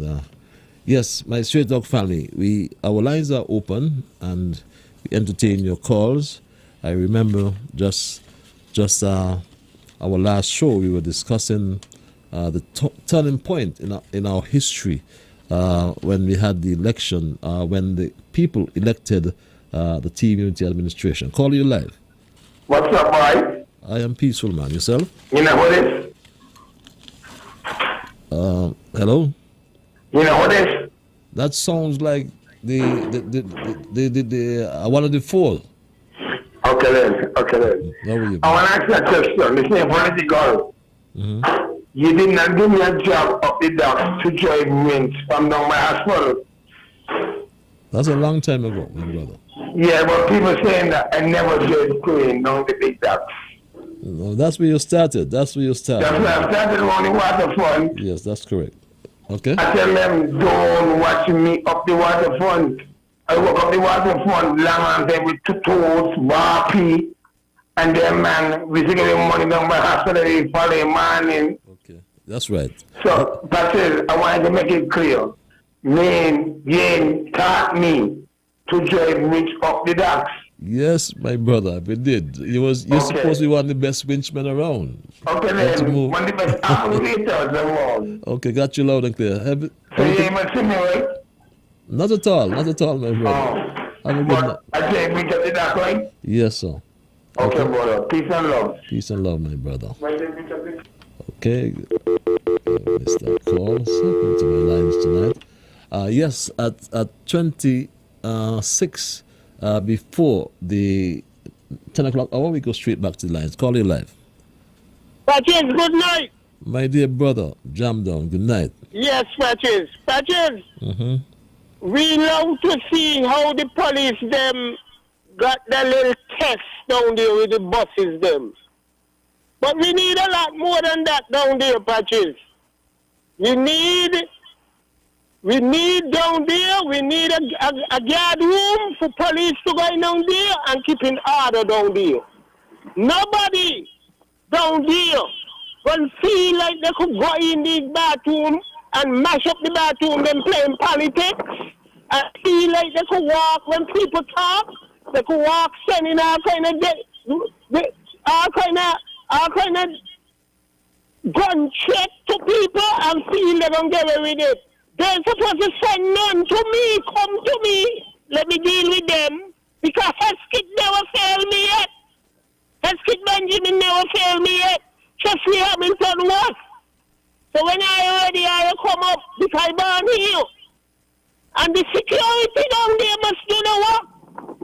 And they must wear uniform and Kelly Norton gotta make them wear uniform and for government money. This ain't a run, sir. They got to give the government 50%. They got to work like anybody else. Only drummers they wear uniform and call your son saying, yes, they don't talk. You see them ain't wearing the uniform? The amount of things happening down there, nobody know who is the security. Man down there in plain clothes, plain smart. Them things ain't gonna work. Patches, you remember them two great footballers we had in this country? The King brothers from Newtown. You got Spanish club up the road. What do you call them? Showing them. And these guys can't sleep at night time. You got some Spanish girls got up there in a house, in a backyard, got a club, in a neighborhood like that. They can't sleep. One the old man in the road, Mr. Hart's son, the man up there sick, can't sleep for the morning, the man can't get to sleep. This guy, the Spanish man, we gotta do better than that. We country now, so, because them things couldn't work it better and think it's, And no government, no politicians supposed to deal in these problems, Police supposed to go up there and make them stop. Because I could put the head on a block here where you're talking to Patches. That they ain't straightly national security. In fact, Spanish still coming in here illegal and board. And I want the enforcers to know that. Anyway you turn and think it's in your face. Nobody got nothing against them. But we got order here. We got law and order here and it must carry out. Okay. We got law and order in this country and it must carry out. Okay. Have a good night, Patches. Have a good night, my dear brother. Jam down. So patriotic at times. And for the lady who called about the temperature, yes, someone called, yes. And this message was just sent to me. Hi, Patches. I went to a parent-teachers meeting on Monday, and it was said that if they test a child and he or she is hot, there will be a 15-minute sit down, and then they'll test them in the next 10 to 15 minutes again. Caller, you live. Hello, caller. Patches, good night. Good night, my dear. How art thou? I'm good, and you? I am peaceful, my dear warrior from the east. Yes, Patches, tonight, all at this time, so 2018, August 27, when your son Michael get gunned down, you remember? What is this? Yes, I know. 27th of August, yes. That's correct. I left the studio and got this bad news, yes. Yes, because my first daughter bought the too, so. Yes, you're that's right. what I remember. And right. tonight, that 2 years that you had a young, a lady used to call you all the time, and tonight, that's the last time I hear on your show, when Matilda did, and I hear her again. So, everything good otherwise. I am peaceful. I am good night, everybody good night. And yes, I want you to play the clip with Matilda for me. Yes, and I will do. The Virgin Island, whatever going on in the Virgin Island is them fault. Okay, they have to bring in these people from the state. They can't close the airport. But it's St. Thomas right now, they say the hot spot. So, but the governor trying his best. But people now listen, you hear? They're still upon them with the nonsense, saying it is the best. So I do it the best. Congratulations to the Prime Minister. Okay. I handle it well. Everybody knows saying think it's the best place now. I handle this thing very well. So congratulations to everyone and good night to everybody. Patches, have a safe journey home, and I want to hear Mackel. Okay, my dear. All of this time when you get in this sad news, eh? That's correct, yes. All right, good night. Have a safe journey home. Bye. Thanks a lot, my dear. Caller, you live. Hello, caller. Yes, good evening, Patches. Good evening, my dear. Well, listen, right? To hear Lazar that announcement, but I wonder if you all went to Lazar funeral because he do a good contribution to St. Kitts and Nevis. And then they asked if you all could do a little thing by the park first because there he used to work. Please don't do all at all of that one. And I want to know, right, that when people learn off people, they're supposed to go to the Labor Board, give them a month notice. Hello? Second? When people learn off people, they're supposed to go to the Labor Board and give them a month notice. Well, if it's over, I think the law says if the number is over 10 employees, they have to notify the Labor Department. Yeah, because somebody was talking about it. Yeah. And then when Honorable Mr. Mr. Mr. K's funeral, gave him a state funeral at the park.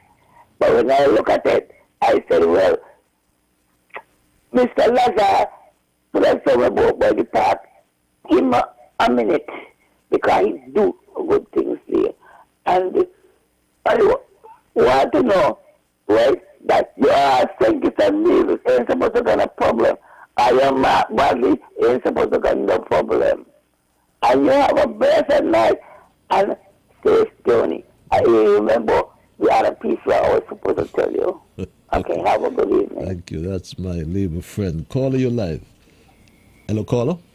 Yes, a pleasant good evening, Dr. Ambassador Patches. This is my Unity friend now. Yes, I'm just cooling it, tonight. Tonight. Uh-huh. Well, everything is good up in Mount Street, eh? A lot of people up there listens to you and they love you. Love them too, my brother. Yeah, what I want to say to some people in the diaspora, you cannot condemn something that you have no knowledge of. You either can get knowledge by hearing or seeing. So those out there in the diaspora who want to bring down the government and say that St. Kitts is this and St. Kitts not doing nothing, come home and take a walk around the island, not even drive, and see if there is any difference to how we live St. Kitts. The amount of things that Patches has done to this country here for 5 years, anybody who outside here and want to bring down unity, say that unity ain't do nothing, you are worse than the devil. And that's all I have to say to them kind of people there. Come home for yourself. The country has a change. Patches give the country a facelift, a physical facelift. And Patches, I want to congratulate you and the government for the vision that you all have for you to rebuild such a nice bus terminal on the West Line. Everybody's talking about it. You all have vision, and the country can continue to look good because the government, they know what they're doing. Never mind somebody innocent critics that they're giving the government. God knows that this government is doing the best with what they have so long. Now, I want to say something to that is those people who coming in this country here, illegal, smuggling people. They know better. Our borders closed. People who got the legal traveling documents, they respect the law of the land. They ain't trying to go away in the boat or come in here with no boat. So those who smuggling in people in here, they have no respect for other people's lives. Who knows if and those people coming in the boat had the business. I hear the police say that they quarantine now, whatever it is. So therefore, I want to sell the law of this land. Anybody do that kind of stupidness, carry them down Mr. Limo house and give them 50 years in jail, no bail. That is, I'll leave the rest time for somebody else to get in. You have a safe drive tonight. Thank you. Thank you, my dear brother. We go back to the lines. Caller, you're live. Hello, caller. Good night. Good night, my dear lady. Sounds like Alice in Wonderland. I haven't heard this voice for a long time. How are you, sir? I am peaceful. Yourself? Not too bad. Dorrit always listening. Good night. People who always listen, call in. It's a good government and good program. Mr. Liburd, you have done very good. No minister has done as good as you. Even they claiming everything now. The terminal is in Central. Yes, it was done by you. Whoever want to claim your name will still call. You give half of your salary, food, medication. Who else do that? What else they wanted you to do?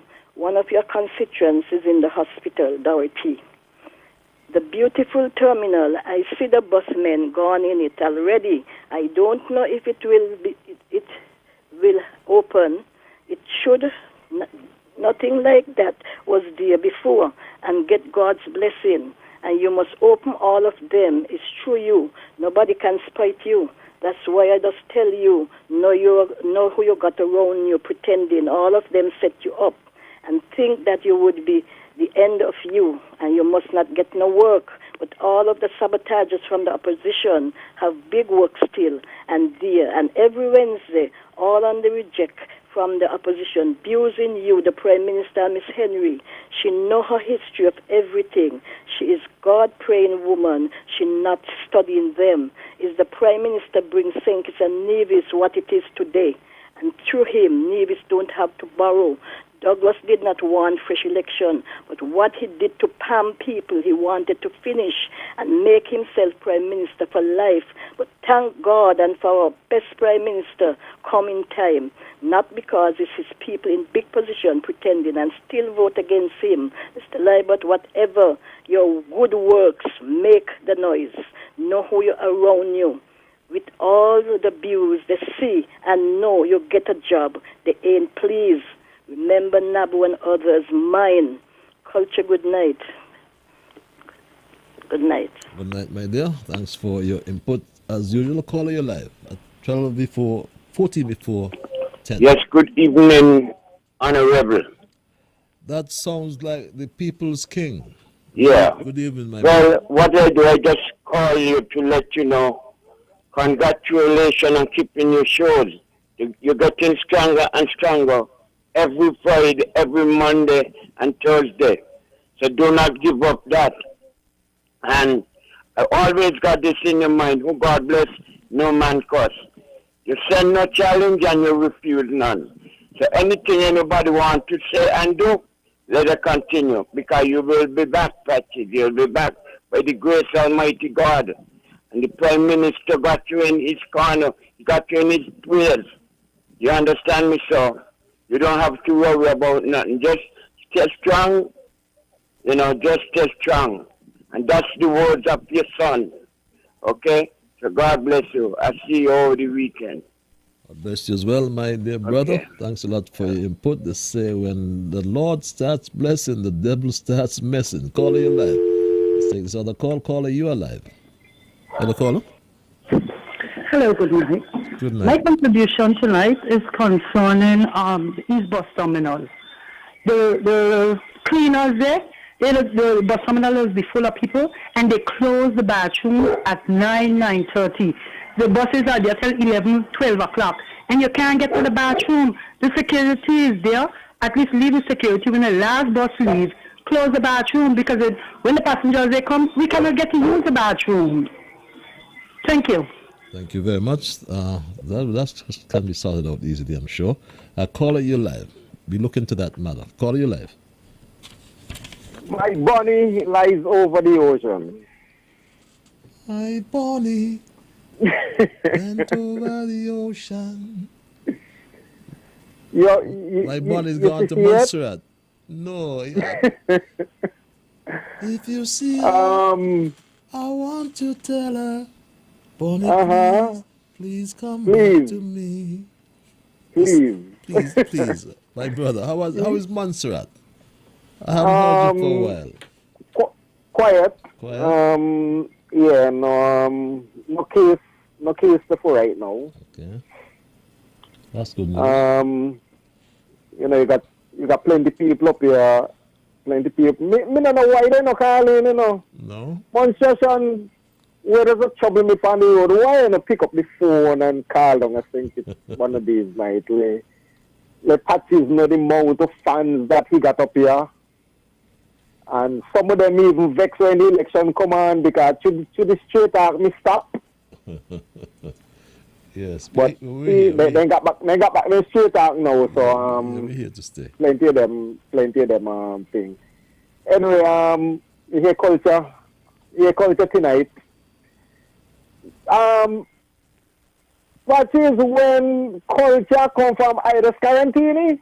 The law for quarantine for 14 days. So how come I know this quarantine culture just come at the volcano and head back and head just accept it so. But it still make nice for other people. He making noise for people to quarantine. Yeah, but it seems like there's a quarantine. Why you got special privilege? We can look into that, I assure you. Anyway, my main call tonight is that he jammed down with a story over and over and over that must be some back clean and somebody pass and make threats and talk about gun and all that kind of something there. At time enough people should done them stupidness. The Bible say our warfare is not carnal, You get me? Our warfare is not carnal. I know who you see are your enemy, or who you not see, and that are your enemy. So the truth about it, I must look way beyond us and see that the devil behind there. I try to disturb the whole human race, the whole thing. So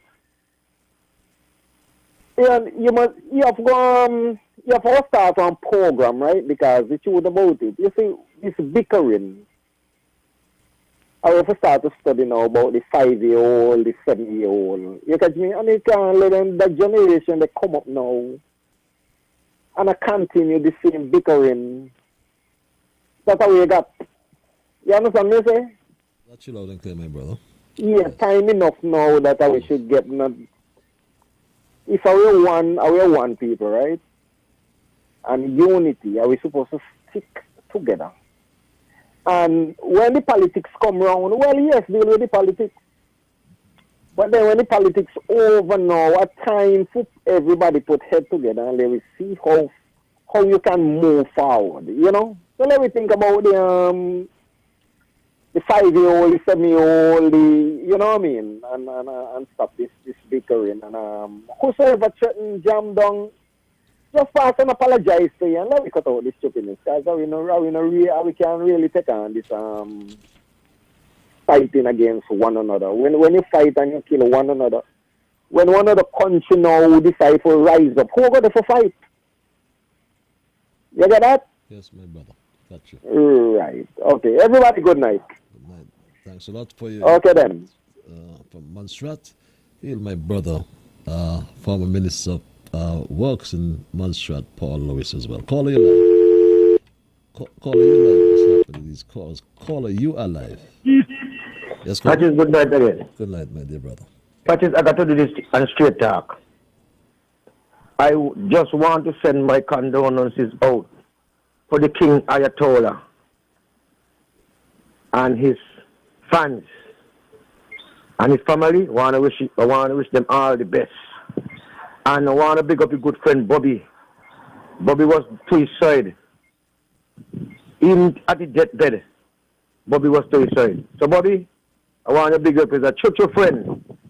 And Patches, I hope people listen that caller in the original and from St. Thomas. Ramcat sister. You hear what she said? You hear what she said happening in St. Thomas right now with the COVID? What you doing down there? My people are listening. Stop that, it's not a joke. It ain't a joke. It ain't nothing to play with. When I put on the radio, go up on my phone and zoom into some kind of, when somebody send me and I zoom into things, you see people out there just dropping like flies. And I get getting affected all the time. Passage, I want to commend you. And that bus terminal, oh my God.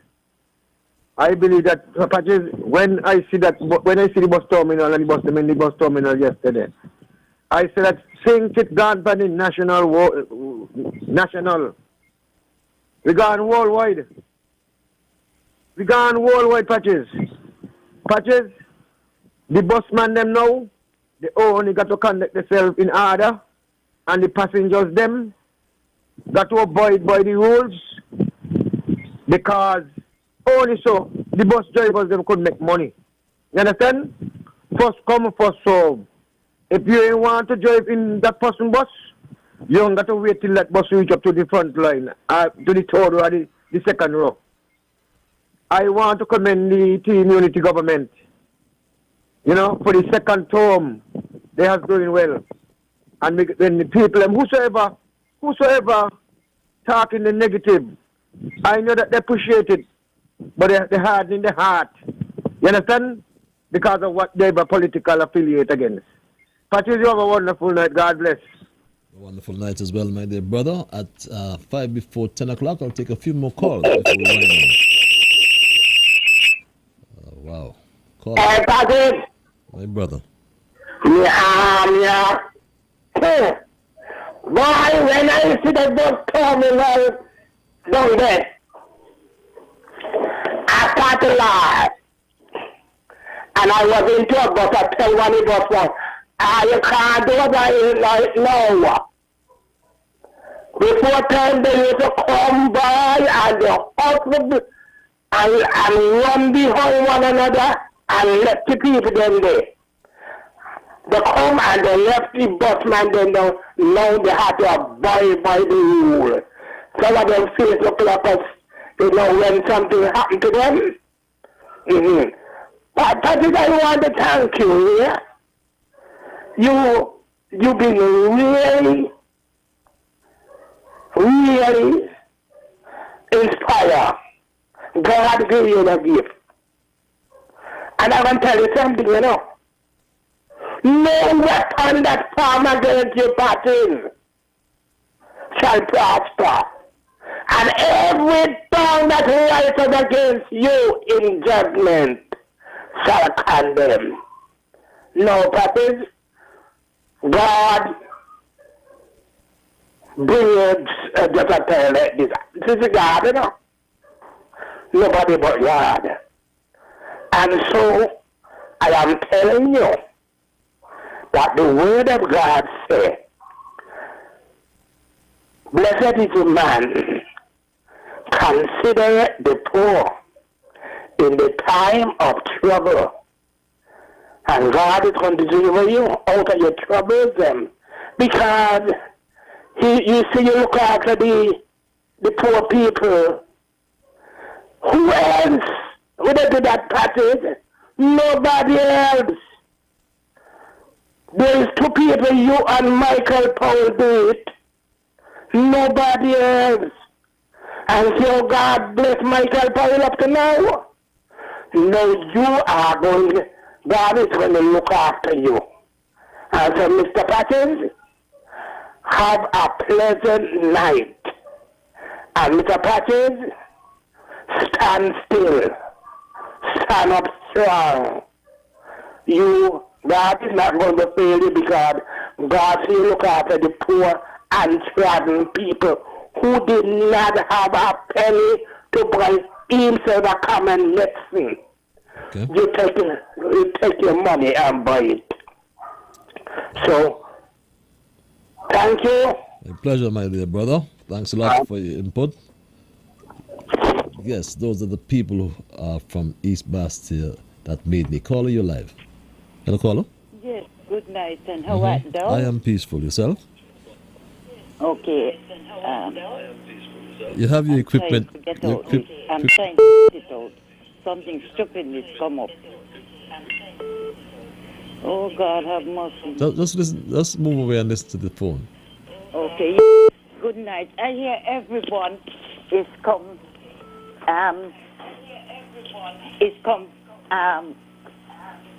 complaining to you about the bus stop. But please ask them to make sure they have decency and tidiness at that bus stop and that they don't mash it up. Because everybody is getting to know, oh, we love the bus stop, we love the bus, but I hope they will keep it clean and tidy. Okay. Thank you. That's all I want to know. And enjoy your night. I know it's late now. Yes, thanks. And it's soon done, but enjoy the night going home and be good. Thank you very much. Okay? Thanks a lot. Take time. Be safe as well. Bye. Bye-bye. I'll take these remaining calls as I'm running out. I'm out of time exactly, caller. I'm going to give you some seconds. Caller. Good night, Patrick. Good night, sir. Patrick. Yes. Well, the first 5 years gone. But I got to tell you, Bastia is still waiting on the market. We want the market. We want the market plaza to show off. It got up to 20 stores down below, and on top you put on a roof, concrete roof, and above the concrete roof is the bars with a high wire. It's something like a courtyard, so you could sit down and watch the ship them at the sea, and the ship them could look back at us. Okay, my brother. We need the entertainment thing in the park that was to build from the beginning of the 5 years, but up to now we did build. But we want it in this 5 years, and we want the school, and then, well, I hear by man say he gonna put a boardwalk on the bay front, but I believe in front of the market need a jetty where the fruit boat could dock. The fellows who sell the fish could sell the fish, clean the fish, and a car park. Okay, got you. And then you could say Unity do the job. And they will get the next 5 years to make the 15. Okay, my brother. Thank you. Thank you very much. Caller, can you... yeah. Yes, caller, can you use 10 seconds? I'm out of time. Hello. Yes. I'm just saying, I hope when a vaccine becomes available, the government doesn't make it mandatory. Because you already seen and know that we have the ability to cure on our own. Number two, police officers, I'm talking to you. When the government decides to cut your salary, don't make no noise. because the government is already paying the unruly to keep the peace. Good night. Take this. Okay. My Stray Dog family, I'm really out of time. My time is done, and caller, I'll make this the final call if you can use. Yes, good evening, Patrick. The bus stop look good, but I want to know why you gotta get them yellow thing in there still. That the bus them can't get a good room. It looking good, but I hope the people them keep it clean because people are always messing all over and make it look bad. Have a good night and safe journey. Because the law keep the bus stop and everybody. Okay, my dear. Caller, I can give you 10 seconds. Can you use it? Hello, caller? Yes, caller. Thank you. Yes, yeah. Oh my gosh, caller. Tonight, and the man got to go. Hello, caller. Yes, Yeah, hello? Yes, I'm out of time. I'm gonna make this my last call. I'm gonna give you 10, 15 seconds the maximum. Make the best use of it. Yeah, just get a handle on the illegal smuggling of people coming into the borders. That's all I need to say, man. Say what? Just get a handle on that, please. Okay. Well, thanks for your All right, good night. Good night, my dear brother. I'm afraid that's the way I'm going to end it because I have to make way for the mayor of St. Paul's, Theo Clark. Yes, Meliza, going condolences to the family of Ayatollah. Reads this email. Please be comforted in knowing the people of the Federation appreciate the contribution he made in the form of Calypso. Your talent did not go down the drain. You use it wisely and we will cherish it. Your memories will forever be etched in our hearts. Rest in peace, King, from a schoolmate, 1979, Bastia Junior High School, reads that email. And this other email, wow, this is a long email. What should I take this now? When it comes to education, it's very high on my radar. Can you imagine people went through school from primary to high school and still cannot read? That is not supposed to be, I so shame. I just want to cry. We need to have a day during the week or weekend where we could flex our children for those who need more attention on certain subjects. Have Zoom meetings for persons who are slow in reading and understand and like mathematics, which is more hands-on. Teach our children from now to be skillful. Too many persons want jacket and tie. Jacket and tie now hold no money. The only comfort is sitting in AC. Teach our young women self-independence, self-love and self-worth from youth. We have too many women feel they have to wait on a man for $1. No, they can be skillful also. We have some brilliant children of our federation, but we have this mentality. We don't want to put too much on them. No, pump them, they can do. Grade 2 students can do grade 4 syllabus and be good at it. The same for grade 4 doing grade 6 syllabus. We have to start these children skilled education training from young. What about starting a foreign language in primary school from grade 2? So many plans in my mind for kids and education system, but it needs some shaking up. I don't want us to wait until our kids are 25 to earn. I read that email. My Stray Dog family, and someone made this request, and I normally like to give the people what the people want, and she reminded me of this unfortunate incident when I remember leaving the studio and I got the bad news about my son. But he said this before he went to the great beyond. Okay, thank you very much for your call. Yes, good afternoon, Mr. Ian Patrick Liburd. Good afternoon, sir. This is Mikhail Ianic Liburd. This is who? This is your son they're talking about. What does that mean? The point is, I was caught up in a political game where they said I did something. I was at the scene, I did nothing, and they said because I'm Patch's son and Patch is working for the government and they want to try to take down Patches, but you are doing a good work and keep up the good work. Be strong. Yes, be strong. That's the message he left. And my Stray Dog family, I will be strong. And I'm going to thank Almighty God for guiding our conversation tonight. And as always, I want to thank the many callers for their interventions. I want to thank the emailers and our Facebook massive as well, and those on social media, YouTube and others. And I want to thank those who listen on the traditional radio. I want to thank my producer Bevan and his team. And I want to thank everyone, just to let you know that you are the ones who make Straight Talk. And for that, I say a big, big thank you. Have yourselves a wonderful weekend. And God's willing, we will connect on Monday for another edition of Straight Talk. Until we connect, have yourself a weekend. Go to the beach, but surely go to church. Spend some time with the Lord in the presence of the Lord, and pray. Let us pray.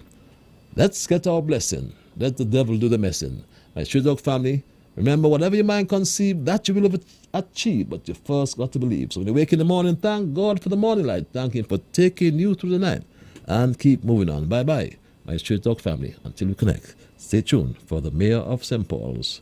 My Straight Talk family, 3 o'clock.